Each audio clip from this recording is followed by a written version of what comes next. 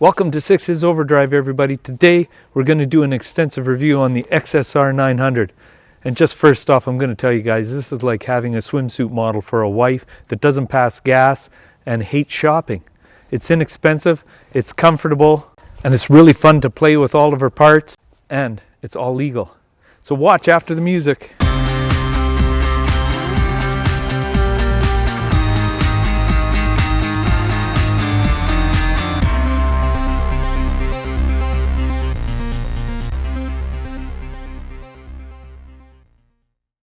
We're going to do the most extensive review you've ever seen in under 10 minutes, and we're going to get right into the meat of this thing. We're going to give you some onboard footage, and at the end of the video we've got some bonus footage for you as well.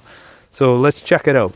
So what's this bike all about? Well, basically this bike is taking the Europeans, it's a Japanese company Yamaha, taking on the Europeans like Ducati and Triumph, and basically taking their thunder away from them. Because up until now these Japanese bikes have never really they kind of are there. They're always the cheaper alternative. This time, Yamaha's actually doing things like taking book right out from Ducati. This is kind of like a cross between a Ducati Scrambler and a Monster.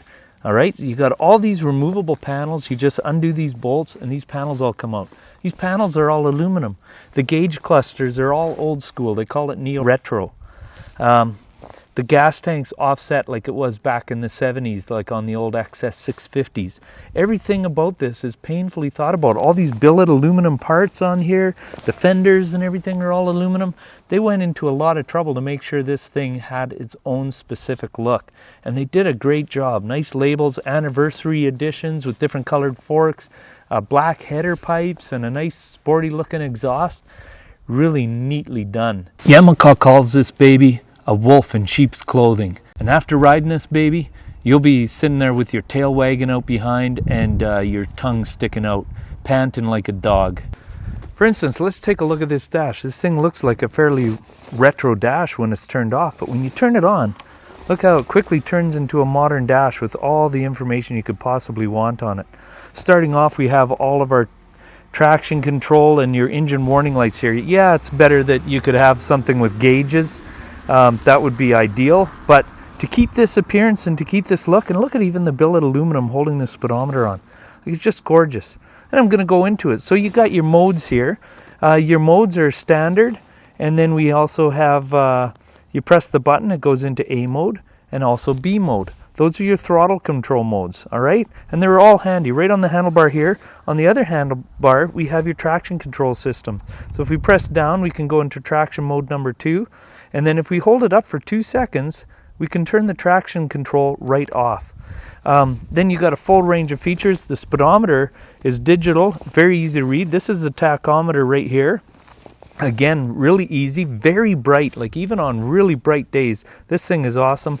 Fuel gauges on here. You've got trip 1, you've got your odometer, you've got your time, you've got your air temperature, you've got, I'm not even sure what that is right now.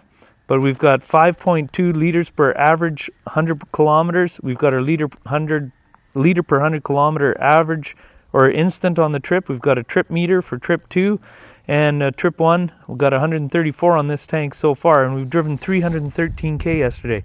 Really gorgeous gauge package. Let's sit on it and check out the ergos. Well, the first thing you're going to notice when you hop on the seat, when you get it on in the showroom, is that the seat is hard.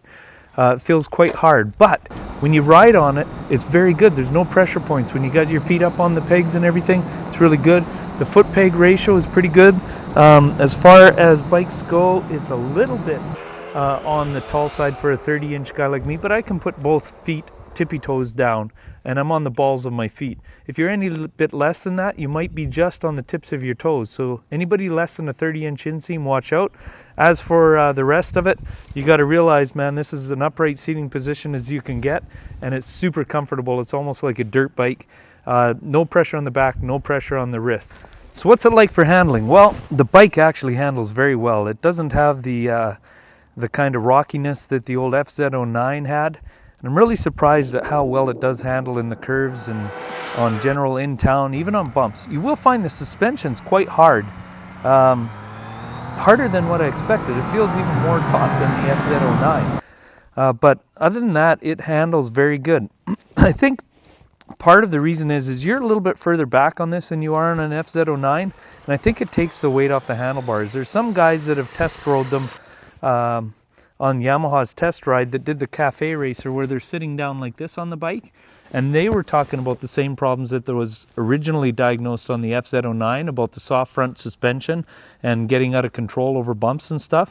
So you're either gonna, if you're gonna go that cafe racer style, this one's fine right out of the box. You might adjust it for your weight a little bit, but you're either gonna have to jack up the front and tone down the back for the cafe racer style, or even get stiffer springs, or go with different fluids or some kind of fork modification, even new forks if you're really into that.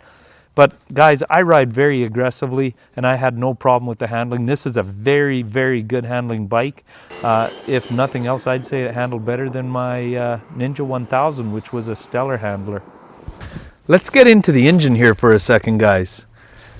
Honestly, this is why you buy this bike. With all the good looks and everything that it has, this is the reason this bike is so popular, or the FZ09.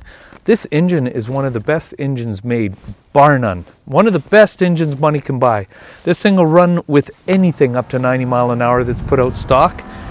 Nobody's going to run away from you up to 90 mile an hour. And you know, unless you're on a track or something, you're never going to really utilize any more than that. The power, the horsepower comes on really strong at about 5,000 RPM, like really strong. And the rest of the engine is eaten up by torque. Like, this thing's got torque. If you hammer this thing in first and second, forget about clutch up wheelies. You better be bent over the front of this bike, because the front end is just going to start coming up on you like crazy. First and second gear, and even into third if you hit a bump. You got to be on this bike. So while we're on that, let's get into these throttle modes. A mode, B mode, and standard. A lot of people complaining about this A mode, and it just doesn't make sense to me. It's one of my pet peeves, because the A mode is designed to put a grin on your face. It's purposely like that. It's made to be a rip-snorting machine in A mode. And that's what Yamaha did. They put fun back into a machine. Anybody who rides it, even though it's jerky and stuff like that, it's because it's throttle placement. All the power is down low. You can do whatever you want. This can be a complete hooligan bike. It's awesome. It's better than the FZ09. It's not as jerky as that. But if you want a regular standard throttle mode, put it in standard. That's what standard means, normal. This is the way the factory intended it to be, and it's way smoother, it's way nicer, and it's a very good throttle placement, on par with any of the other leader bikes that are running run-by-wire throttle. It's the same type of thing. If you want to go into the wet, the B mode, I put it into B mode with traction control 2, and that was gorgeous. It dumbed down the throttle at the start. It held it back quite a bit. And the traction control 2 I would only put on for wet surfaces or gravel or something like that. Because on the road, if you want to give it and have the traction control cut in, traction 1 is really good. It just takes it out a little bit so you don't go fishtailing sideways and go flying into a parked car. Traction 2 is too obtrusive. It almost kicks a bike up on you.